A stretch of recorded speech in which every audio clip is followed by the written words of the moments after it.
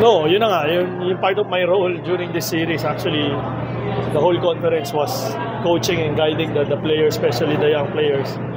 RJ, talagang ginaguide ko. Kahit nagsa-struggle siya, I still believe in him. I know he is due for a big game, and hopefully that will be the next game. I'm not putting pressure on him, but you know, ito yung mga game na alam ko na big time players will come out.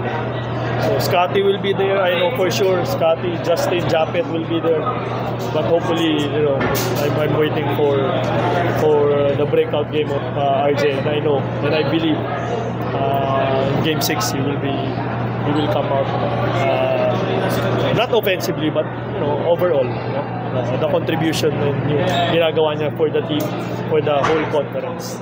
Again, I'm not putting pressure on him, but gusto ko lang makita yun sa kanya. I'll be the happiest guy pag nakita ko.